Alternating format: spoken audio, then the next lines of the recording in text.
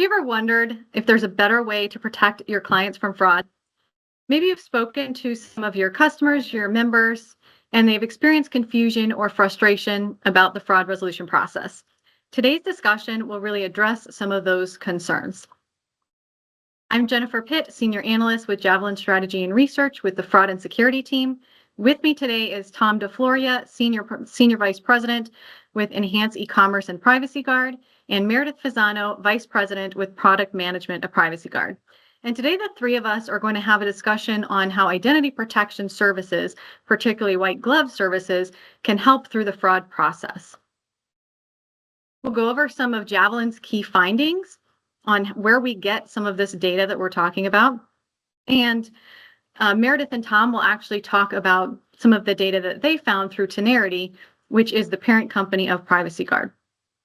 Specifically, we'll talk about the consumer need for identity and fraud protection. These white glove services we'll discuss a lot. We'll talk about the costs and impacts of fraud. We'll talk about how financial institutions can help with this. And we'll talk about how identity protection services can really drive business outcomes, specifically with financial institutions. And then we'll recap and we'll leave you with some recommendations.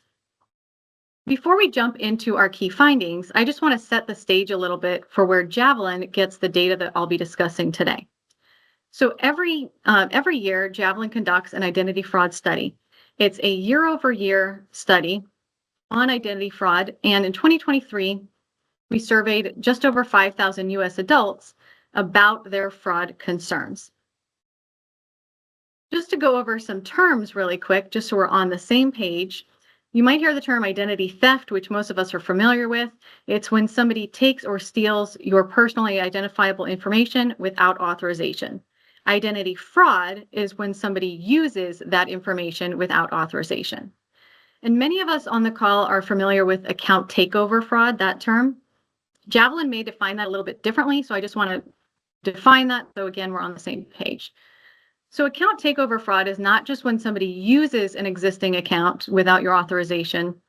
It's when somebody actually changes some information on an existing account to use it further. So now that we've set the stage, we're all on the same page with some of these definitions, let's jump into these key findings. So Javelin found that in 2023, fraud losses and associated out-of-pocket costs significantly increased. And we'll go over some of this particular data a little bit later. Unfortunately, financial loss was not the worst of it. Fraud victims experienced emotional burdens. After fraud victimization, we also found that victims tended to take steps to avoid re-victimization. And the top step taken was they activated their fraud alerts through their financial institution, which is a very good step. But unfortunately, not everybody did this. And the top reason we found for people not activating fraud alerts was that they weren't even aware that they existed. But what's interesting is consumers actually want automatic fraud alerts through their financial institution. So clearly there's a gap there if consumers want these fraud alerts, but they're not aware that they're offered. So that's a gap that we can fill. And then this last key finding that we found from our consumer data is really the crux of our discussion today, is that unfortunately, most fraud victims did not have identity protection services available or in place when they actually were victims. And that is alarming. And we'll talk about why that is today and how these white glove services can really help. Meredith, I'll hand it off to you where you talk about the consumer need for identity and fraud protection. Thanks, Jennifer. Appreciate that. So we all know that identity theft and fraud continues to be a prevalent threat. And with all the recent data breaches impacting millions of consumers, there's more awareness now than ever before. And the challenge we're faced with is that while concern is high, there is very low confidence when it comes to preventing, detecting, and even resolving fraud. And that's why offering an identity protection service is critical, especially for financial institutions as consumers continue to look to their banks or credit unions for protection. It also reinforces that there's a lack of overall education around identity theft and fraud. So while I know financial institutions are taking the right steps towards providing educational information, there's still room for improvement. Last year, Tenerity commissioned research using a third party, and what we learned is that an overwhelming number of consumers do not feel confident they can identify risks when it comes to their digital footprint, and almost half of them have already experienced some type of fraud or theft. What's even more alarming is that 81% don't know what to do if they were to fall victim. And so, as part of today's webinar, we'll talk about not only the impact fraud is having on consumers, but the importance of white glove resolution services. And Meredith, I'm just looking at some of these numbers, and to me, obviously that 81% jumps out. But what's interesting is that top figure that we're looking at, that 47%, that they don't feel confident identifying risks.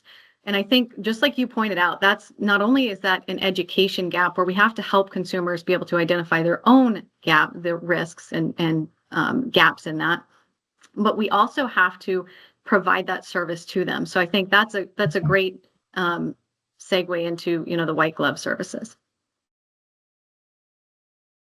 So now let's jump into the costs and impacts of fraud.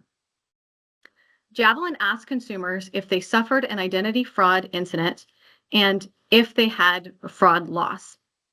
And we wanted to compare all identity fraud with account takeover fraud. When we talk about all identity fraud, there's some different typologies. We're talking about account takeover fraud, new account fraud, so somebody fraudulently opens a new account using your information. Existing card fraud, somebody uses an existing card account, but they don't change information. And existing non-card fraud, somebody uses a non-card account like a checking or savings account, but they don't change information. And so that's really what encompasses, again, all identity fraud. So if you look at this chart on the left, we found that in 2023, consumers lost almost $23 billion due to identity fraud. And account takeover fraud was half that. That trend for account takeover fraud continues from 2020 to 2023. We also asked consumers, what were you out of pocket?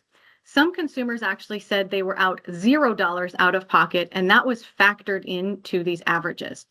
So we looked at, if you look at the table on the right, all identity fraud costs, which again are those four typologies. And in 2023, the out-of-pocket cost average was $202.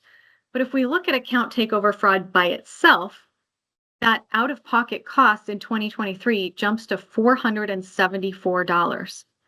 That may not seem like a large amount, but for people on a fixed income, for people who, have bills, have responsibilities, who weren't expecting that extra cost, that's a significant amount of money. And so you can also see that because account takeover fraud accounts for so much of the loss of identity fraud, as far as the financial concern, account takeover fraud is probably the fraud typology we need to address first. But unfortunately, the financial burden for fraud victims is not the most of it. It's not the worst. We asked consumers to tell us what type of stress they felt after fraud victimization, and 69% said that they were emotionally stressed. Now, this could be because they were embarrassed, they were ashamed, or maybe they were extremely overwhelmed because of the fraud resolution process and how difficult it is to navigate, especially on your own. And this is really where identity protection services, particularly the white glove services, come into place. And Meredith, I think you wanted to touch more on that. Yeah, thanks, Jennifer. I think this is so important to recognize since the threat of identity theft can have a massive burden, not only financially, but like you mentioned, emotionally and even physically. When an individual falls victim to fraud, they feel extremely vulnerable, right? There's almost a sense of entrapment as they don't understand how or why or who they can trust. There's also a strong sense of fear due to the stress fraud can cause and the risk that comes with it. That's why, having a white glove fraud resolution service, like you mentioned, are so important, right? And I know we'll talk more about it as we continue.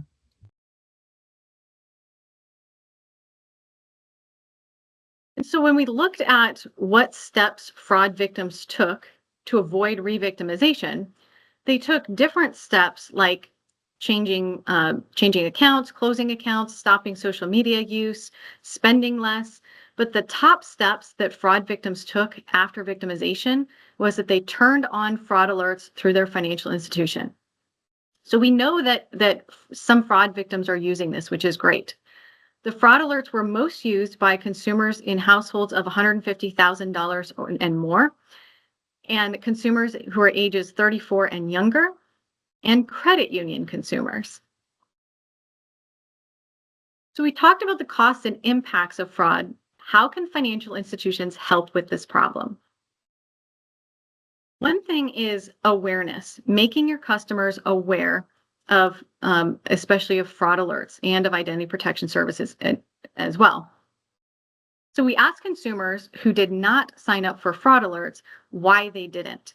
And the top reason, almost half of those said, I didn't even know my financial institution offered these fraud alerts. If we break that down further by bank size, we find that 52% of regional bank customers and 52% of community bank customers said they did not sign up for these fraud alerts because they didn't know they were offered. That is an absolutely huge gap that financial institutions of all sizes should really address. During onboarding, tell your customers, your members, about the different fraud alerts that are offered, the automatic alerts, the customer-initiated alerts. Tell them why it's important to actually implement those fraud alerts. Throughout the entire account lifecycle, remind your customers and members about these fraud alerts, about the fraud incidents that are continuing to happen, and why it's important to have fraud alerts on your account. And again, interestingly, consumers do want fraud alerts. We asked consumers what would make them feel more protected from identity fraud. And the majority answered that they would want automatic alerts from their financial institution, specifically regarding when their personal information was exposed in a data breach. So you can see they do want these alerts. We just need to tell them that they're available and how to actually activate those. So if you look at this teal colored bar on the right, I want to call that out because that's extremely important. Almost half of consumers said they would feel more protected from identity fraud if they were provided with discounted or free identity protection services. But the frightening part is during a fraud incident, 70% of fraud victims said they did not have identity protection services in place at the time of the incident. This is very alarming because, again, identity protection services can really help. And this could be, this lack of coverage could be from maybe there's a cost prohibitive barrier, or maybe consumers don't know what identity protection services actually offer. Many of us think that identity protection services only offer that, that clean up the credit where it's the insurance. But identity protection services really offer so much more than that.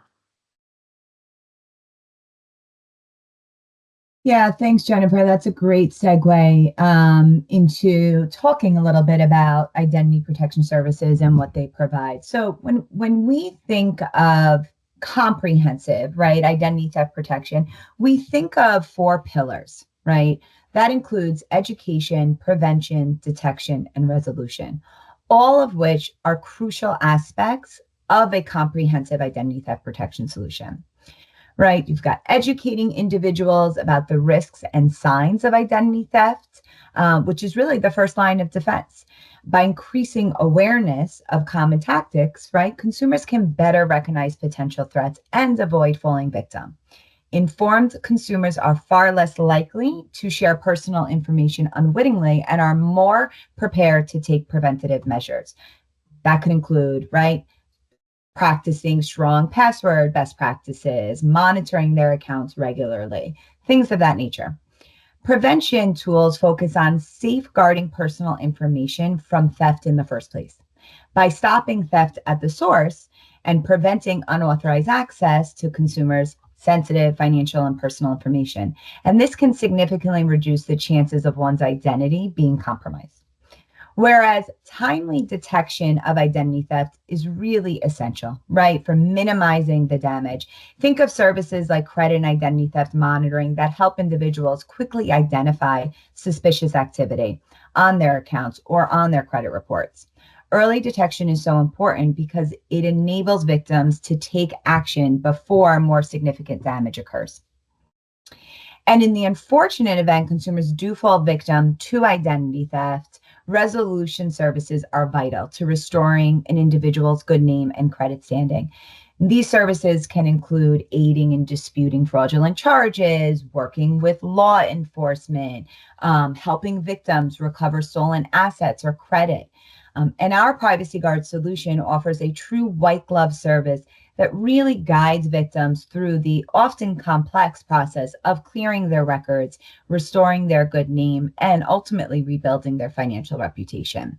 So together, these components create a robust identity theft protection framework that not only defends against potential threats, but also offers a clear path to recovery if an individual identity is compromised.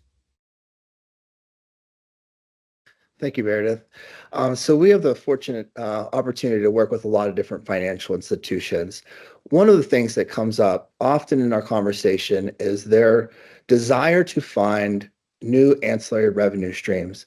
However, a lot of the financial institutions are really struggling to find products or services that fit their customer base, for one, and that are relevant. And so the best way to get consumer intent is to just ask them. And so that's exactly what we did last year. A couple of the questions that were in our survey to US consumers was to just simply ask them, of all the different banking services that you could be offered by your financial institution, which ones, kind of stack rank them for us, are most important. So over 60% of people identified that customer appeal, or had number one customer appeal, was financial and personal monitoring. And so that falls under the blanket of security benefits. And so security benefits ranked number one. It was almost 2 times higher than shopping benefits and 5 times higher than insurance benefits, which we see a lot of financial institutions offer. But I think this was a really strong case directionally for financial institutions that are looking to start a new revenue stream and looking for a product or service that is in high demand from their clients today. So we can go to the next slide. Moving beyond just the unlocking of ancillary revenue, there are other key business outcomes that we see happen when a financial institution deploys identity protection. So from a high level, customers are more satisfied, they're happier. And as you can imagine, happy customers that are satisfied and that have more trust start purchasing more things. And so we see a direct correlation to cross-selling and buying more different services and expanding their relationship. And so we see that when a financial institution deploys an ID protection solution, that gets the relationship much closer with the customer and the financial institution, which has a magnified ripple effect of them purchasing more things, staying on as a longer client as well, and retention also improves. So I think Jennifer and Meredith, you're going to talk a little bit more tactically into what white glove means, because we've focused a lot on products and services, but the white glove resolution, I think, is a part that is really critical to making an identity protection solution work. Absolutely. And I just want to, before we jump into the white glove services, I just wanted to talk about some of those stats that you just presented, talking about the 63% of consumers wanted monitoring, and that's out of that security umbrella. I think that's really interesting, and it's really significant when we talk about what's currently going on in the fraud landscape, especially regarding data breaches. We've had a lot of data breaches recently. We've had data brokers getting breached, third-party cloud services getting breached. And so I think consumers are starting to really realize that they need to be able to protect their information. And so security and monitoring are really in the forefront of their minds at this point. And then looking at these numbers right here before we go on, so Javelin, when we talk to financial institutions, a lot of them tell us the same thing, that their top things that they worry about, their top pain points, are really customer trust and budget. And so I think right here, this 15% identity protection services gives a 15% decrease in fraud-related expenses. That's huge. That shows that identity protection services can actually address some of these these pain points with these financial institutions, and that's really critical. Right. So now let's jump into what we call white glove services. And you've heard us use this term a little bit. If you think about a really, really, really nice hotel, and you think about there's a bellhop at the front with the little hat and the white gloves, and then you walk inside, there's a concierge, somebody walks you around, and you feel special. You feel like somebody's in your corner, like you're guided through your stay. That's essentially what this is, but with fraud services. So when we talk about white glove services, it really involves this whole toolkit of items. The first thing is during onboarding, every customer and member should be told, we offer these white glove fraud services. We offer fraud resolution. And so if you do become a victim, contact us. That sets the stage where it puts you in the forefront of their mind for them to contact.